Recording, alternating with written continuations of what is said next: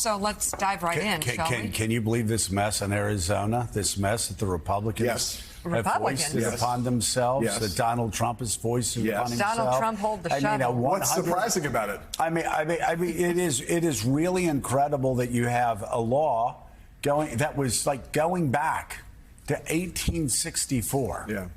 When before Abraham Lincoln was reelected. Yeah. Right? Almost total ban, rape and incest, no exceptions.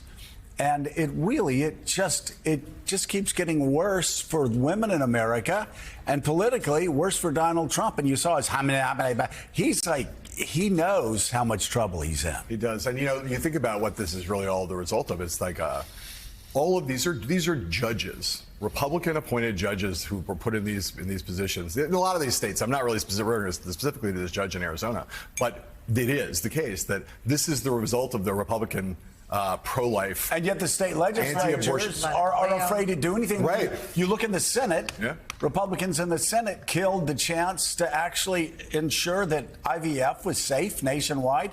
They killed that chance out in Arizona. Yeah, sure. There was a chance to get rid of this 100, and they killed it. The Republicans killed it. Well, and this is the MAGA revolution, right? We have people like Steve Bannon who talk about, hey, we're going to take over all the state legislatures. It's like, they are, I'm not a man of the cloth, unlike Reverend Sharpton here, but they're reaping the whirlwind. Reaping the whirlwind. That's the phrase that if you were a man of the cloth, you would use, right? Yeah. Well, that's the right phrase. Good. There you go. All the closest I'll ever be to a man. No one would suggest that he would be. Let's break down what happened in Arizona and the unbelievable consequences it will have on women across the state. Hallie Jackson has the latest. In Arizona, a scramble this morning. Shame on you!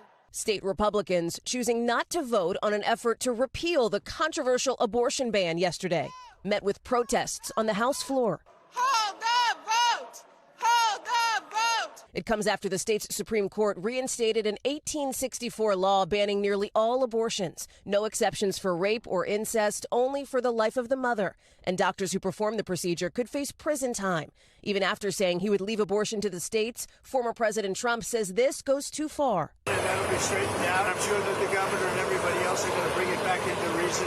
A ban this strict is unpopular in Arizona and unpopular nationwide, a political reality Mr. Trump appears to understand, as he, for the first time this campaign, says he would not support a national abortion ban.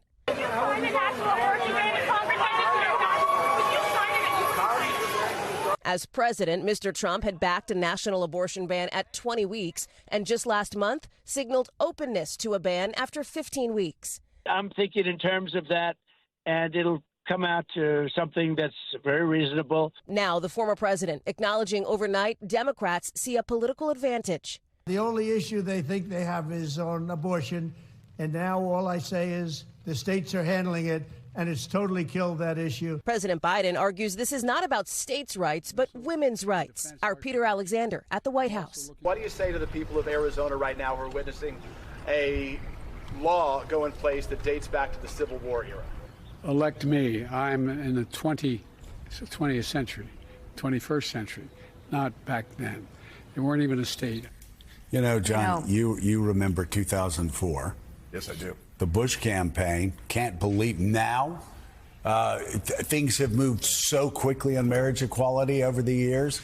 But in 2004, what did they do? They used one issue, swing state by swing state, and that was same-sex marriage bans, which actually got their people out to vote. Now here we are, got another president running for re-election that barely won the first time, and they're going to the other side ideologically. And we're not just talking about Arizona, but you brought up Nevada, a state that Republicans always think they're going to win and that Democrats always squeak out. People forget how close Nevada was in 2020, because we focus so much on Pennsylvania in particular, and Georgia at the end, but there was a litigation there was at the end on election night. Right. The next day we didn't know who would won Nevada. There was still counting going on out there. Well, since Nevada and Arizona count two ballots a day for 3 months, we didn't know for a while. Hey, I don't blame them. They got it's Vegas. They're very busy. It's Vegas. They're very busy. Vegas is a big distraction. But that's a state that the Trump people have had in their sights ever since, and Trump is strong there. And people kind of overlook it as an important battleground state. It's a state that Biden people know that they've had problems with, partly because Trump has been strong with Latino voters. But that's a place where we're going to see an abortion initiative on the ballot in November. I think now either guaranteed or almost guaranteed. Obviously, Florida, you guys were talking about earlier today, a state that, like Ohio back in 2004, back when those were battleground states. Yeah. There's a chance that becomes a battleground state now because of this issue.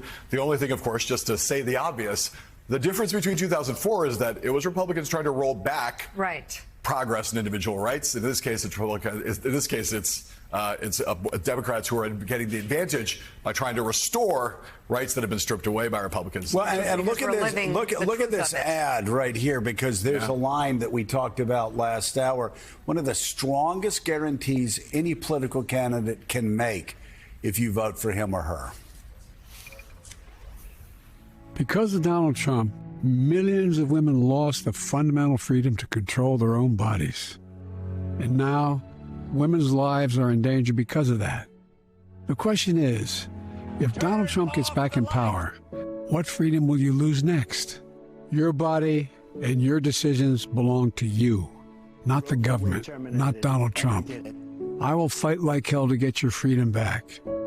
I'm Joe Biden, and I approve this message. Katie, we were saying last hour, there's just not a stronger line that any politician can ever give, and one that a politician in America really couldn't give credibly, that Joe Biden can give now, which is, I will fight like hell to get your freedom back. A freedom that you had for 50 years, that your daughters had, that your mothers had. I will fight to get that freedom back for you.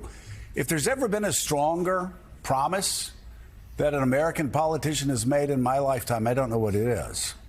Yeah, I mean, that ad was tailor-made to resonate to that kind of libertarian streak of the American West. You can't, if it had Arizona in mind, you couldn't have written a more perfect ad for that sense that you want big government out of your life, right? And it's playing to all of those. It's playing as well to danger and fear.